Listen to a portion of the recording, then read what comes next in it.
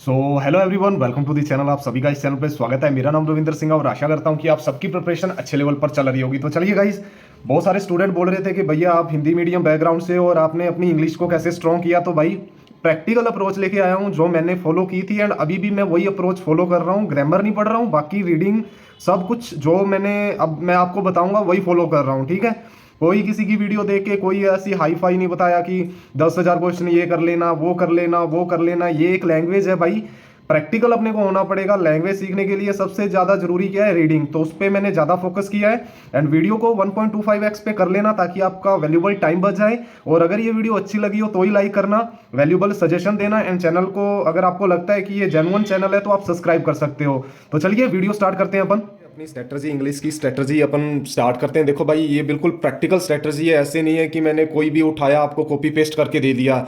जो मैंने फॉलो किया है वो मैं आपको बता रहा हूँ। इस बार आरआरबी पीओ में आपने देखा होगा मेरे 40 में से 24 बने और मैं प्योर हिंदी मीडियम स्टूडेंट था और अभी भी हूँ। ठीक है, तो मैं बता देता हूँ कि भाई ना तो इतना अच्छा स्कोर करना है ना ही इतना घटिया स्कोर करना है। अच्छा कर सकते हो आप, बट मेरे 24 नंबर आए हैं जो एवरेज है, तो मैं उसके अकॉर्डिंग आपको बता रहा हूँ। और मेंस में 24 नंबर अच्छा डिसेंट स्कोर होता है।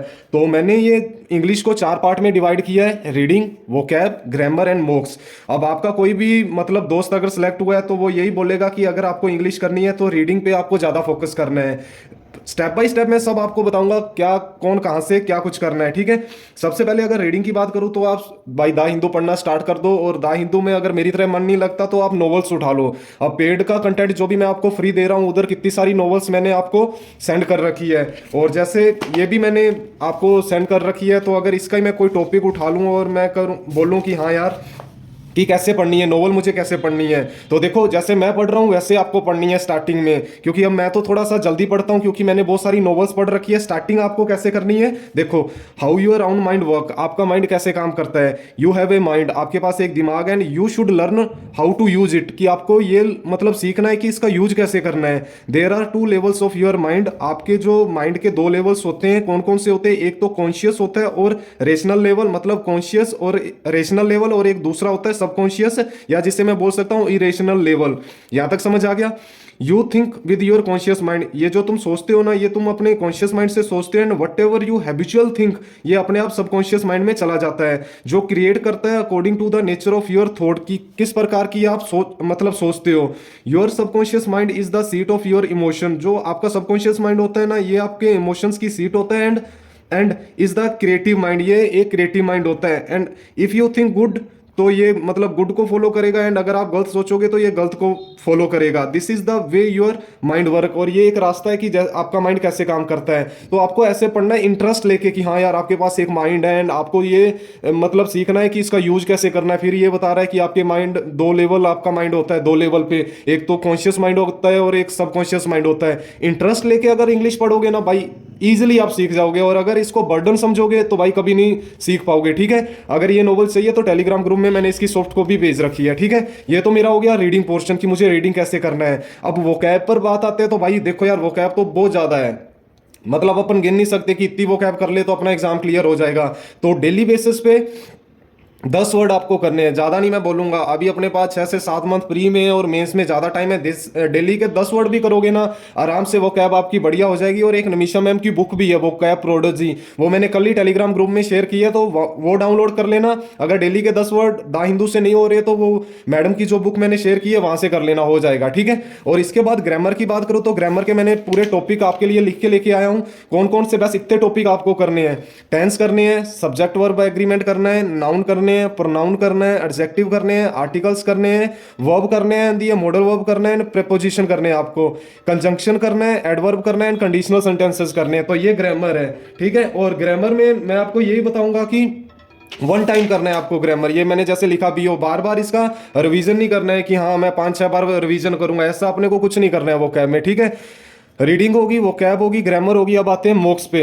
देखो रीडिंग भी मैं कर रहा हूँ, वो कैब भी मैं कर रहा हूँ, ग्रामर भी कर रहा हूँ, बट मैं अपन कैसे देखूँ कि मैं किधर स्टैंड कर रहा हूँ। तो सबसे पहले आपको क्विजेस करनी है। ऐसे नहीं कि सीधा ही मैं सेक्शनल मॉक उठा लूँ या फुल मॉक उठा लूँ। सबसे पहले जैसे अड्डा हुआ, प्रैक्टिस मॉक हुआ, लाइव बोर्ड हुआ, गाइडली हुआ, इन पे क्विज आती है 10-10 क्वेश्चन की। सबसे पहले आपको स्टार्टिंग में क्विज करनी है, फिर सेक्शन वाइज आपको करना है कि आज मुझे क्लोज टेस्ट करना है, पैराजंबल करना है, ग्रामर करनी है या वर्ड यूजर्स वाले क्वेश्चन करने हैं, फिर टॉपिक वाइज पे आपको आना है एंड देन आपको फुल मॉक देना है, ठीक है।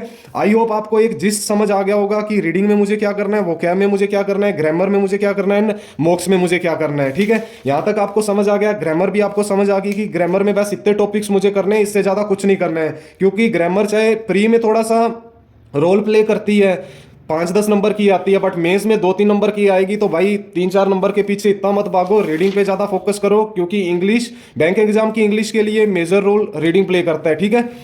और उसके बाद अगर मैं देखो, अगर रीडिंग कर ली ना भाई लोग आपने, तो रीडिंग में क्या कुछ कवर होगा मैं बताता हूँ, ग्रामर से भी ज्यादा कवर होगा। For example reading based question कौन कौन से आते हैं, रीडिंग कॉम्प्रिहेंशन आता है, प्री में तो 10 नंबर का आता है, मेंस में अपन नहीं बता सकते कि कितने नंबर का आता है, 15 का भी आ सकता है, 20 का भी आ सकता है। Cloze test pre and mains दोनों में आते हैं रीडिंग बेस्ड क्वेश्चन से, para jumble pre and mains दोनों में आते हैं, starter and conjunction pre and mains दोनों में आते हैं, वर्ड्स वेब भी प्री एंड मेंस दोनों में आते हैं, फ्रेज रिप्लेसमेंट भी प्री एंड मेंस दोनों में आते हैं, फिलर्स भी प्री एंड मेंस दोनों में आते हैं, पैराफिलर मेंस में आते हैं, ओड वन आउट प्री में भी कई बार आते हैं, बट मेंस में तो आती हैं, वर्ड ऑर्डर प्री में आते हैं, वर्ड यूजेस प्री में आते हैं, फ्रेज रिप्लेसमेंट प्री मेंस दोनों में आते हैं, spelling based question pre mains दोनों में आते हैं, column based question pre mains दोनों में आते हैं, वोकैबुलरी बेस्ड प्री मेंस दोनों में आते हैं। अब आप मुझे ये बात बताओ कि आपके लिए ये 10 टॉपिक इंपॉर्टेंट है या पूरा जो प्री एंड मेंस दोनों में आते हैं वो इंपॉर्टेंट है? भाई थोड़ा सा सोचो यार, किसी के पीछे मत लगो कि कोई भी टीचर बोल दिया कि ग्रामर बहुत मेजर रोल प्ले करती है, ऐसा कुछ नहीं है भाई। मैंने भी इतने एग्जाम्स क्लियर किए हैं, मैंने ग्रामर एक टाइम ही किया था, बार बार नहीं किया था कि हाँ लगे रहो पूरा दिन टेंस पे, सब्जेक्ट वर्ब एग्रीमेंट में, ऐसा आपको कुछ नहीं करना है भाई। थोड़ा सा स्ट्रेटजी से पढ़ोगे जल्दी सिलेक्शन ले लोगे, नहीं तो भीड़ के बीच तो कल भी थे और आज भी आगे भी रहेंगे अगर स्ट्रेटजी वाइज नहीं पढ़े तो, ठीक है।